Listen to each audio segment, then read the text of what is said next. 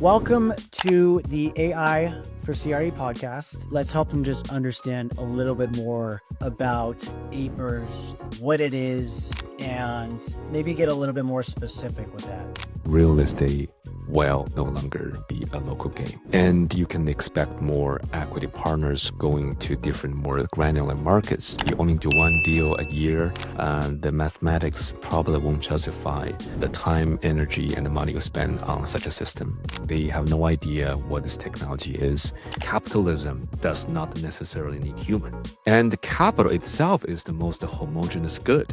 Francis is in the AI for CRE collective, which for those of you guys that don't know, we are the central hub of where AI and technology meet real estate. Welcome to the AI for CRE podcast, and I am very happy to introduce our guest, Francis. Francis is a giant in the AI for commercial real estate world, and we're very excited to have him here. So Francis, why don't you jump in, tell us your background, tell us what you're building and what you're up to. Absolutely. And thank you, Jake, for having me here. So, in short version of what we do, we see that the AI capability is ready to make the realistic capital decisions super fast. And in an analogy, it's like we are couple years ahead of the autonomous vehicles, right? Imagine this Tesla or BYD or any other car companies. And what we do is we build the system that automate the autonomous vehicle driving part. So we build a system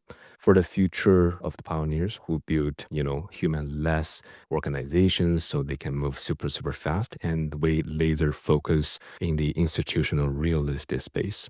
So a little bit about our background. Everything we're doing here at Apers started about 7 years ago at Harvard, which the research was a theoretical paper on autonomous private equity research systems. So the goal during that time was to theoretically prove if we can build a financial organization, especially private real estate, how many people we need, right? That was the challenge we want to solve. And it turns out we still need people. Turns out we don't need many given the research and technology. So long story short, we're helping the next Tesla in commercial real estate, and we help them build better autonomous vehicles. Okay. Francis, for the listeners here, let's help them just understand a little bit more about Apers, what it is, and maybe get a little bit more specific with that.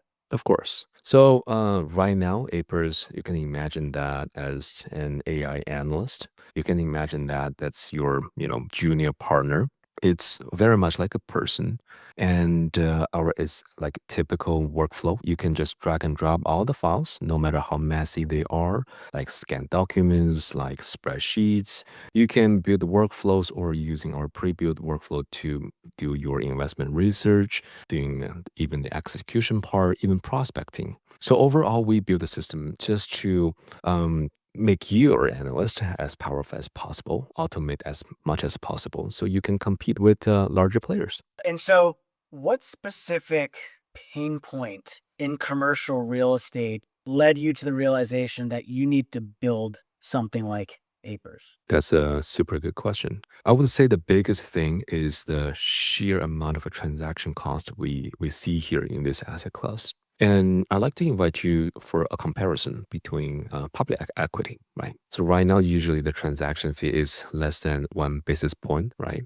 Whereas here, depends on what kind of assets you're talking about in the real estate world, but usually we can expect at least a 2% for the transaction cost. And the entire timeline for such a transaction is huge, right? Just imagine you want to sell $100 million public equity, right? The cost for selling such position is way lower than what we see in private real estate. So our goal really is to first understand like what's driving the friction here. And usually it's symmetrical information. Usually it's, communication people. And our early idea was if we can automate as much as possible, we can essentially make this asset class more efficient. By making it more efficient, we either helping the existing players to do, existing workflows really fast, right? Or we're helping the new, competitors Probably they left their previous shop, starting their own. So they start from scratch, but they're super, super lean and efficient that they can be as competitive as the existing institutional players. So that was a goal, make this entire asset class more efficient. Got it. Give me some examples of how an analyst would use Apers. Yeah, great point. So I like to invite you for a framework here, right? We typically use a funnel as the framework. Usually you start with top of the funnel. Probably you see 1,000 deals a year. And some of them you will be interested for a deep dive, maybe, right? Getting more information from the commercial brokers or the sellers. The middle funnel, usually you spend more time, usually a couple hours, if not days, not weeks, right? And a part of that, you will, wow, that's something we really want to do, that check all our boxes. And that'll be probably 10 to 20. So from 1,000 deals, you filter down to 20. The whole process is currently done by human. And we want to automate the entire process from that 1,000 to the 20. So you can really focus on the 20 part. That makes sense. And so for someone listening to this, they have an Excel model, right? Which maybe they've iterated over the last 5 years, 10 years, bigger shops, 20, 30, 40 years. What would have to change in their underwriting process and way of looking at deals when utilizing Apers, if anything at all? Yeah, good point. We actually learned it the hard way, right? We didn't, start doing this here in Cambridge, Massachusetts, and figure out the solution. So there are actually several options. So I will start with the strategy we are doing here, which we try not to pretend we're the smartest person in the room by convincing the existing, players that we can build better models, because it is hard, right? Those Excel models, they usually have iterated for maybe 10 plus years. And that's proprietary, that's their alpha generator. It's really hard for an outsider, meaning from away from the local market, away from the asset class, to have a deeper understanding and a more granular model of the underlying asset. So we saw two possible routes. One is you let AI to build everything from scratch using Python or Excel, which right now the current technology allows us to do something on the elementary level. The challenge, however, is still about the robustness of building a spreadsheet, right? Because spreadsheet essentially just VBA in a more visual way. And we haven't reached to the point that we can 100% trust the Excel models built by the language model as of 2025, October 21st. Will that get better? Maybe. And I think more likely than not, it's going to get better.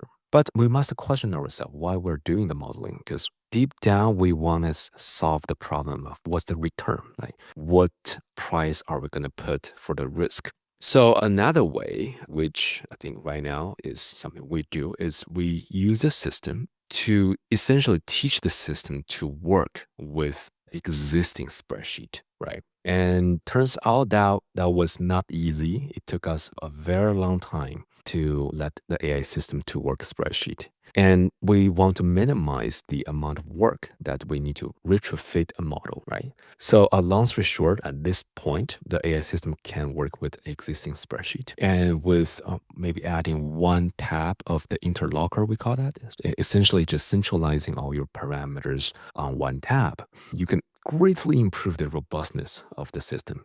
And that's what we do. So to answer your question in a short fashion, users upload their spreadsheet. If that's just a couple tabs, the system can work with that directly. If that's more complex, right, usually we see maybe 20 tabs of Excel pro forma for more institutional shops, especially for development projects. Usually you just add one tab and that's it.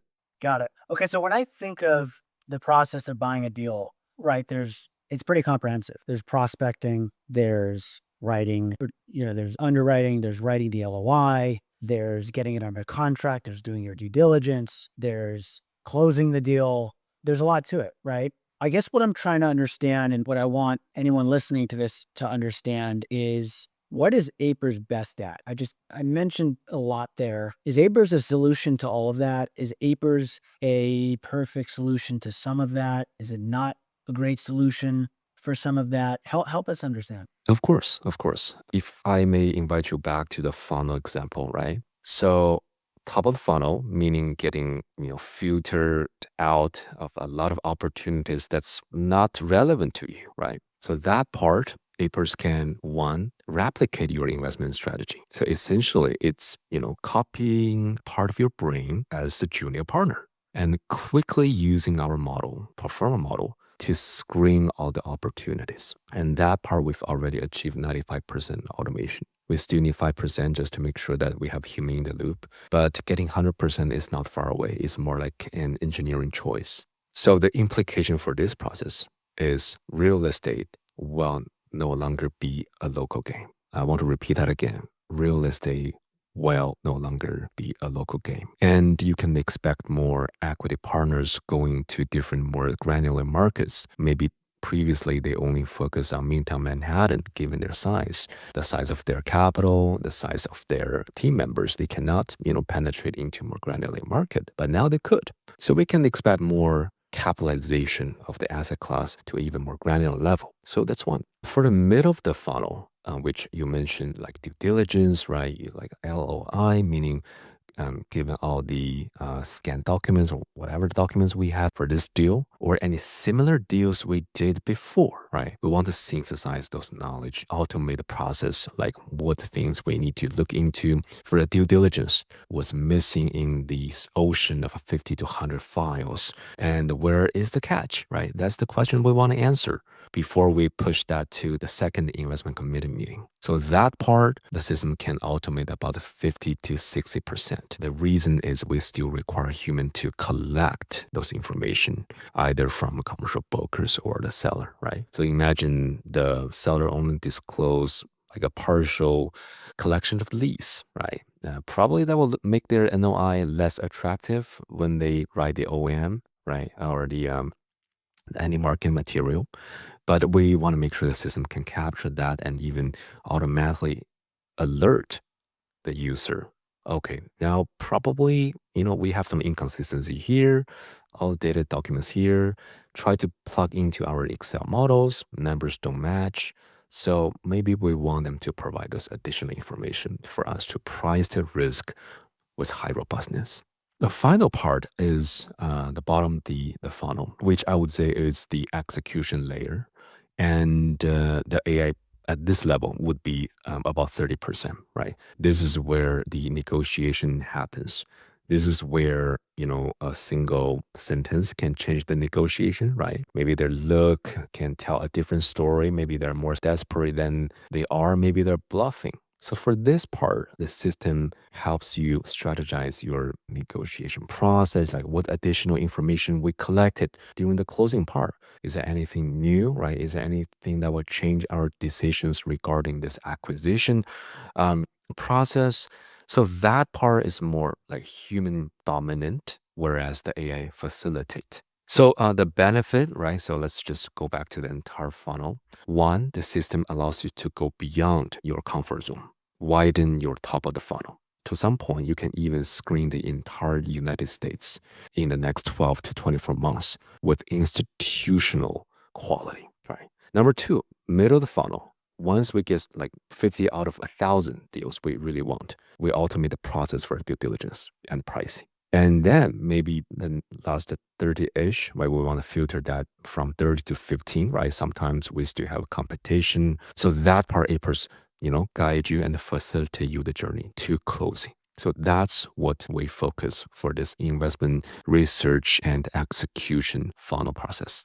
Do you see this process becoming 100% automated with AI and technology in the near future? Or will there always be a human element involved? Good point. That was actually our research 7 years ago. We mathematically proved that 100% autonomous organization in private real estate is going to underperforming the one with human in the loop. And it's not because we are AI ethicists, right?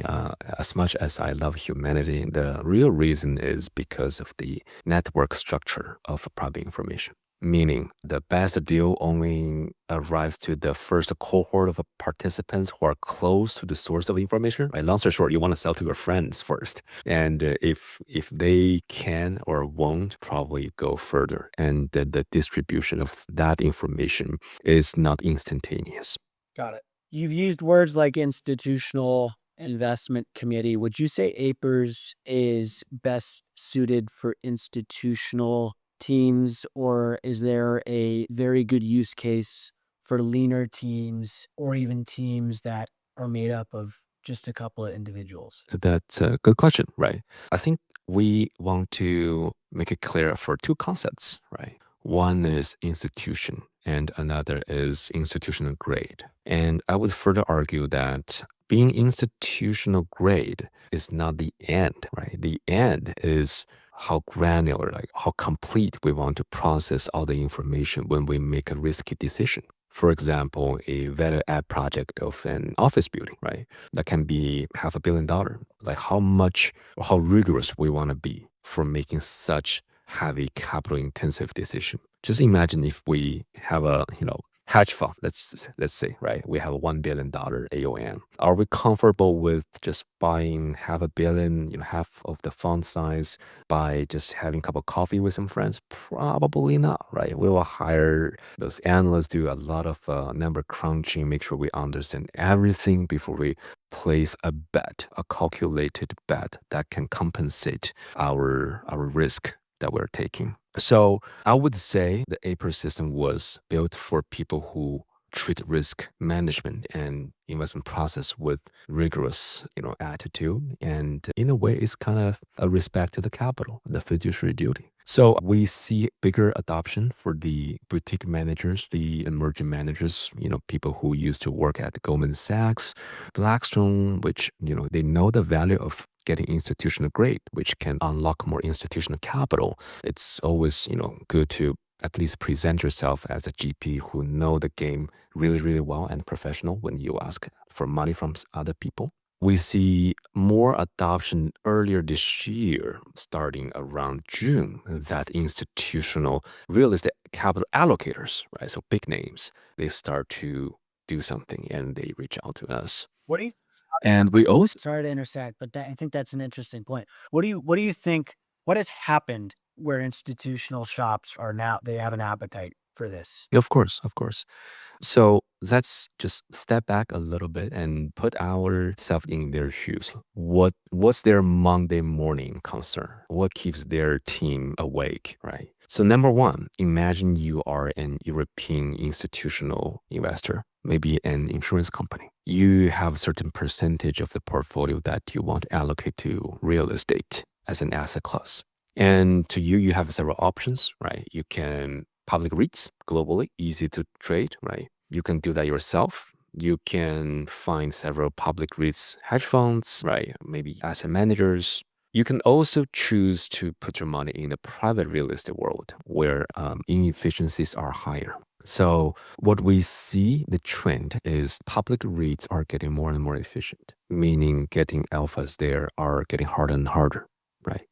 We even know some players on the other side of the continent, they monitor every single institutionally owned asset from their database, and they model that, the cash flow. Private real estate, the benefit is usually the returns are relatively higher because of the inefficiency. The challenge for them is one, it's not transparent, right? When you work with an institutional insurance investment team, they won't accept like an anecdote. They will translate everything to their performance, even how that will impact their portfolio return. So the key drive for them to adopt technology is one, you can really expand their investable universe, right? Imagine previously for an institutional grade PE shop in real estate, not many names, right? Blackstone, Brookfield, Starwood, probably several others, maybe some people who just left and their relationships are still warm and they have a pretty good track records. Sure. But when you're talking about some more like secondary and tertiary markets, which, it offers better diversification, but you don't have many GPs that can give you this kind of institutional quality, right? So naturally, they prefer working with bigger shops. So they probably buy some CMBS, right? Getting the credit, the return on top of the risk-free rate, but still can get some real estate exposure. So for them, right, they focus more on the improving the efficiency of their decision making, expanding their investable universe, while keeping a very lean team with higher transparency. Got it. Okay, I want to move on. So why not just use ChatGPT or Claude for exactly what you're describing? Underwriting deals, looking up deals. What makes Apers different? Yeah, I would say for most of people, Claude and ChatGPT are their best choice. Like if you're buying a single family home for a primary residence, I don't think you want some institutional quality system, right? You only do one deal a year, and the mathematics probably won't justify the time, energy, and the money you spend on such a system. But the moment that you step into production ready agentic or autonomous system, that is the moment when the cost, right? We have a higher budget, right? $20 for ChatGPT. In their objective is to give you the highest quality given $20 per month. However, when you're talking about, office acquisition or even a data center acquisition, your objective function is no longer to maximize the value of $20. Your objective is to maximizing the possible return and minimizing the risk. Right. So in that regard, the cost for a production ready system is still minimal compared to human, but it's going to be way higher than ChatGPT. So given higher budget, we can use more advanced model. We can build more like sophisticated tools to automate more granular tasks. One example could be letting the language model to work with spreadsheet with higher flexibility, right? And we essentially built all kinds of tools for the AI system, which is not available to ChatGPT, Claude, even other generic enterprise system. And the goal here is to minimize the mistakes that the AI system will make while maintaining an affordable cost for the user and automate our private real estate process, which are super niche, right? So again, to summarize, for individual investors, right? If you're investing only like $1 million every year, probably ChatGPT is okay, right? You're making a lot of money if you're using ChatGPT extensively, statistically speaking. But the moment that you're working as a serious shop, right? You work with Blackstone kind of institutional grade. That's where we can really provide the value. I have a question. So the traditional model of an analyst underwriting a deal in Excel, is that going away? Is Excel going away for underwriting these types of deals? What does the analyst look like a couple years from now in this whole process? Yeah. So let's still use the first principle to why there's a job positions for analysts, right? So analysts have several jobs. One, of course, the dirty jobs, right? They were the human GPTs back then, right? Transcribing, scan PDFs, rent roll. So that's one. Number two, I would say talent pipeline, right? So if you are Blackstone, you don't want this to be just one or two people's shop. It's an institution. It has talent pipeline that you can attract the smartest people to work on this asset class and get trained by your process. And then you want to move them like layer by layer to the decision making position. So that's the separate part. The third part, I would say it's more on the personal level from the analyst perspective as to, maybe they're here not to be the next CEO of Blackstone, but be the CEO and co-founder of their own shop, right? They're here taking maybe a cut for the salary, but to learn something, right? Build a relationship, either for the shop that down the road they can be a partner or they can start their own shop. So the first one, regarding the low economic value task, I would argue they've already gone away, right? You have outsourced workforce, offshore. It's no secret a lot of people are using them, right? And they are kind of like leveraging the comparative advantage of their economies. It's already happened like a couple years ago. Number two, getting familiar with the models, right? Like when you're analyst, I would say a lot of people, more senior people, they would argue, yeah, I went through the process and now I know better, right? And that has value, of course. But I would even argue, given today's technology, that the the task for junior analysts to model cash flows are transcended into something more high level thinking, right? Like what's the value of learning how to use VLOOKUP or XLOOKUP function in the next 30 years? I would say marginal. But the mentality of capturing the irregular cash flow and where's the catch that your equity partners performance have, right? How they kind of get this 25% lever IRR. Like that would be more valuable and that part is not going away. Right. Yeah, I think the next wave of rock star analysts are going to be those with the best judgment, right? Those that Exactly. hesitate these types of tools that know what tools are available and how to effectively use them, right? That the old way of underwriting in Excel was a lot of data entry, just as you described, right? With VLOOKUPs, there's not much value whatsoever in that. So if an analyst you're paying, I don't know, six figures to is stuck just doing data entry versus actually understanding the deal, underwriting the deal, analyzing the deal, you got problems, right? So I'm with you on that. I want to understand why you think commercial real estate firms aren't adopting this type of technology at scale at the moment. What are they getting wrong? What are they not thinking about? Yeah. So number one, they are adopting. Number two, maybe they're not adopting as fast as software companies, right? The reason is one, as of 2025, the technology is just growing so fast in a way that's beyond a lot of real estate professionals' imagination. For real estate, we live in a world where you call 5% rental growth as aggressive. But for the technology growing, we see that 5% is like, dude, we even make the joke that long term is 12 months later.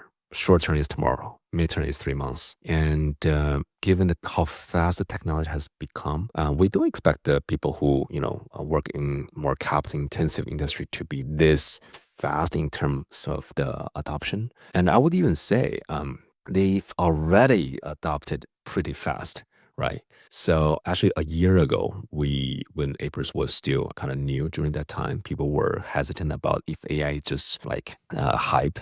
We talked to a couple, I would say one of the largest office REITs in the world, and to talk to the C-suite decision makers. They are very hesitant. They have no idea what this technology is. It's like we're selling snake oil. But this year, we see like major institutions, they fly to Boston to see us because they know, even for us, we started research 7 years ago, right? We've built it for 2 years. And even Blackstone, like Mr. Schwarzman, donated so much money to MIT. Like the building itself has been completed, and the ECS and other departments are moving in. So a lot of existing players, they realized, great, we're not the first person to eat this spider. This is crap, right? They have 8 legs. Now we know they're not spider. Now let's move on, right? I don't want to be the last. So we're at this point. So this is what we observed in the current market today. Got it. One final question for you, Francis.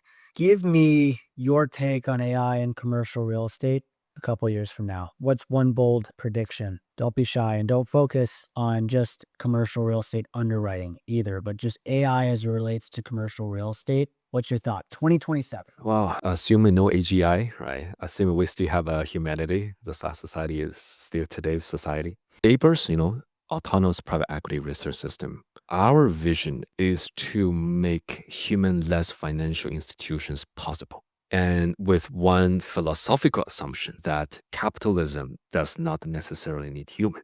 And the capital itself is the most homogeneous good. That means compete on price.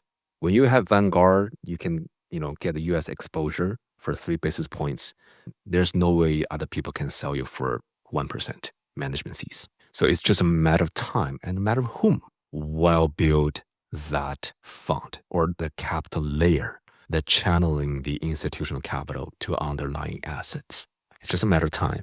It's just a matter of which capital stack first. And I will even throw back this question to you and the audience if they made this far.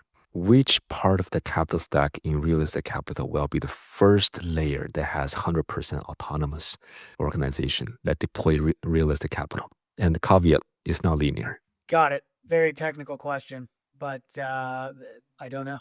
Yeah. Well, we'll see, right? Long term is 12 months. Exactly. Short term's tomorrow. But had a blast, Francis.